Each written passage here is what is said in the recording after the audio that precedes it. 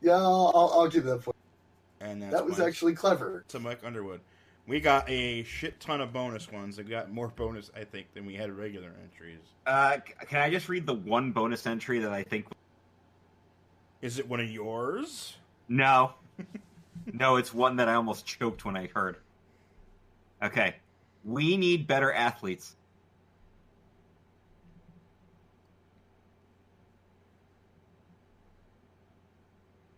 Well, I thought it was funny. We need better athletes. Ah, WNBA. Yeah, well, that's the punchline when you realize what it is.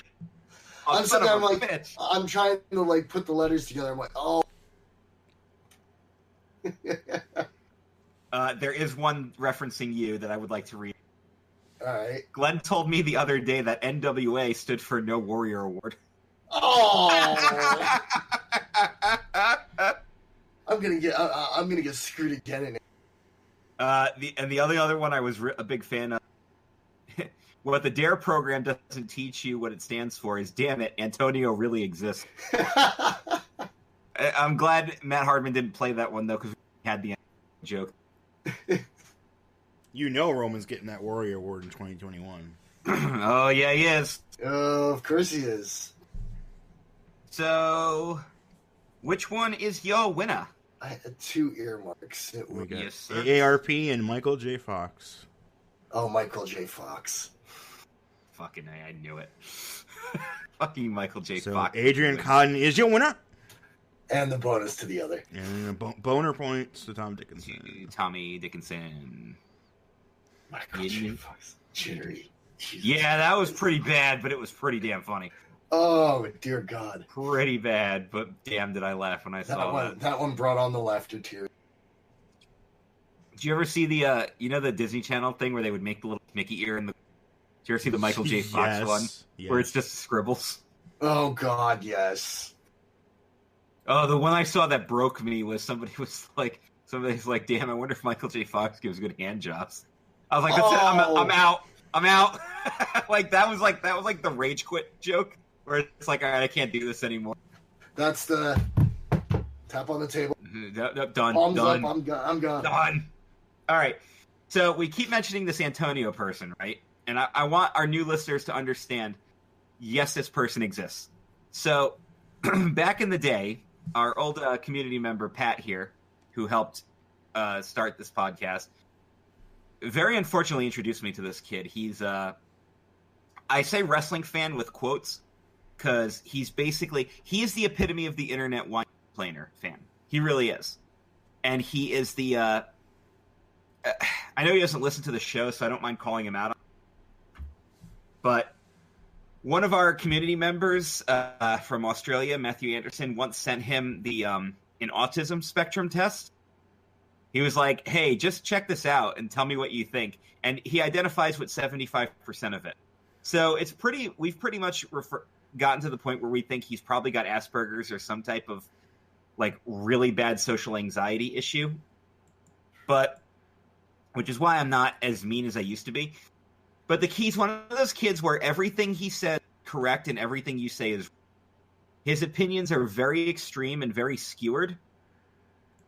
But you just can't disagree with him because you're wrong. Now, here's the thing. He'll make a point, right? He'll say 6 things. You'll refute every single one of them.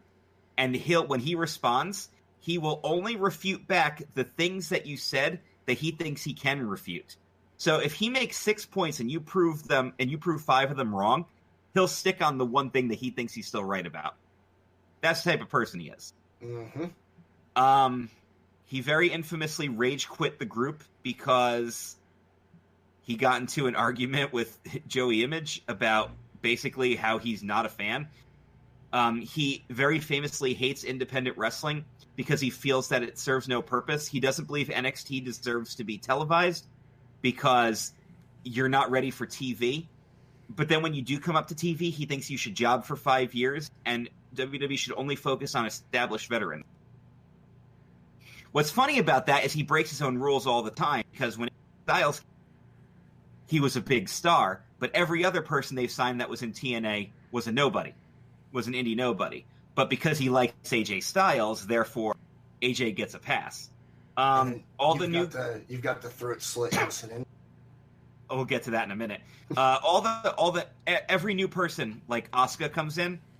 She doesn't deserve to get pushed. She doesn't deserve anything.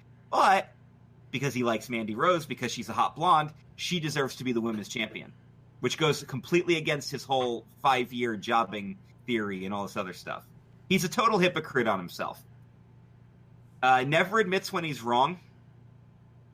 And if he doesn't like a wrestler because he thinks they can't work, then you can't convince him otherwise. And he's very, very, very extreme liberal, but yet he's also not, because to be an extreme liberal, you should be all about, like, the extreme liberalism is all about equality and political correctness and everything. He has none of that.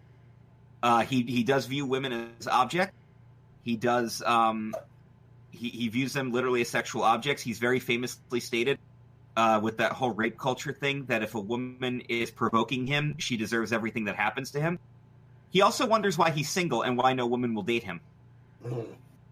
And not least to do with the fact that he is very disgusting to smell, because I have been around him.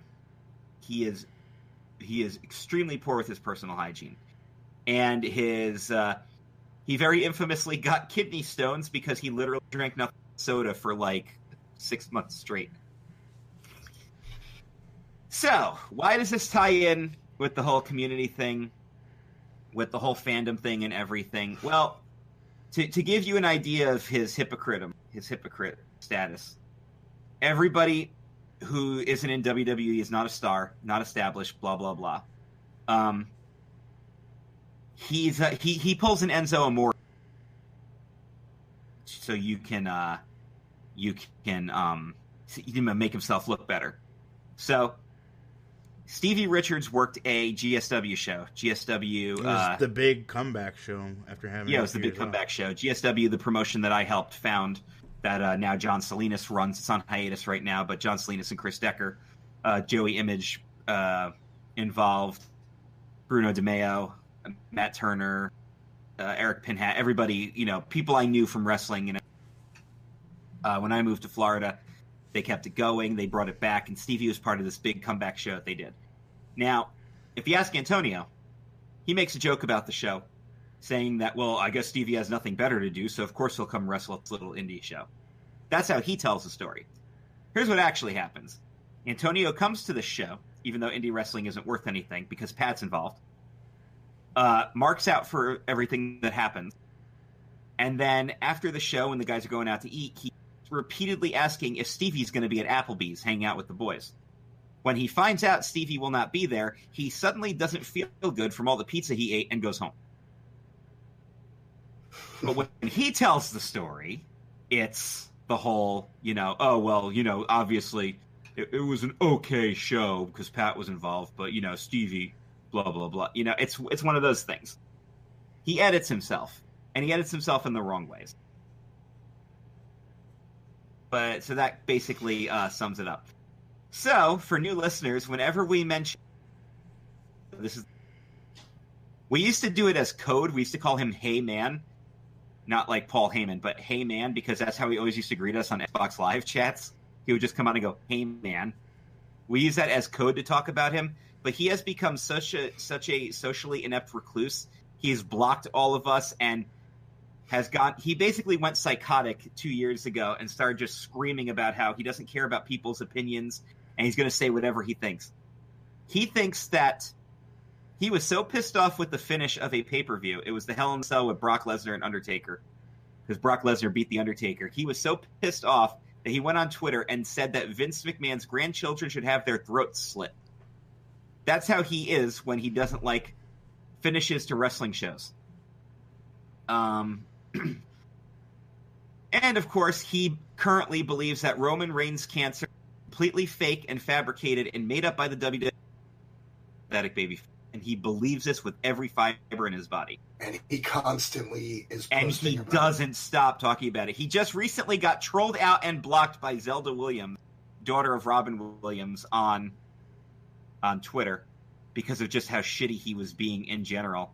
And she got Tara Strong involved, who he's in love with, and she follows him because if you interact with her enough, she'll do something like that. And Zelda was basically trying to convince her of what a shitty person he was. He also very infamously voted in all the because every vote he got went page, and there's like literally 60 posts about him voting. And dumbass, if you are listening, yes, the reason I keep tweeting you from the account you blocked is because I can see all your tweets, idiot. Your account isn't private. If you want to make your tweets private and have people stop harassing you, that's the only way to do it. But then you can't tweet all your porn stars unless they're also following you. So enjoy, dipshit. Yeah, Antonio is an inept dipshit, and none of us are shy about our feelings for him. So, of course, begs the question, because I've gotten this a couple of times from certain people, if he's so inept and so insignificant, why do you keep talking about him? Why? Because it's very entertaining to me that a person this shitty actually exists. He's literally the shittiest person I've ever met in my entire life.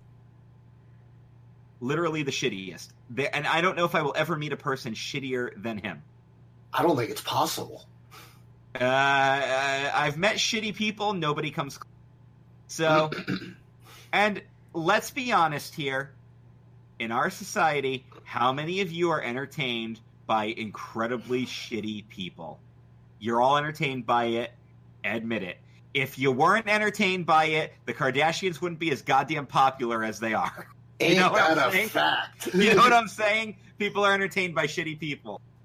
So there you have it, folks. That's Antonio. And you will hear more of him in the future. And for our new listeners, yes, he really does exist. And you know what? Screw it. You want to go follow him on Twitter? Yeah. Yeah, you want to go follow him? AMF6686. Go follow him. Go follow him. You'll be very entertained for a little while. And then you'll just But I guarantee you'll get tired of it. You will get tired of it. Well, thank you guys for tuning in. Thank you all. If anybody on Twitch or listen to us, thank you for tuning in. We appreciate it. For those of you who tuned in on Spotify or have listened to us on YouTube after the fact, and thank you guys to all of our loyal community members who support us. If you want to be part of the community, go to Club Kayfabe, the home of true wrestling fans. It's our group on the Facebooks. It is a closed group, so you will have to be added in as an invite, but we're all moderators. Just shoot us an invitation and introduce yourself when you get into the group. That's all we pretty much ask. Introduce yourself. Let us know you found us through there, and welcome. Always looking to grow our community. Thank you guys for tuning in. Of course, thanks to our patrons and all of our loyal listeners. Thank you to... Man, I can't say thank you enough. I mean, this is our growing community here. So keep supporting us. We'll keep giving you great content. And if you like, let us know what you like. Let us know what you dislike. We'll continue to provide feedback there. Till next week, Dan's birthday coming up. So we're going to have a Happy Birthday Dan show. And then our big year-end Christmas game for Points or Consequences. And then finally our year-end awards to close out 2018. 3 shows left of the calendar year. Yeah, you best get good.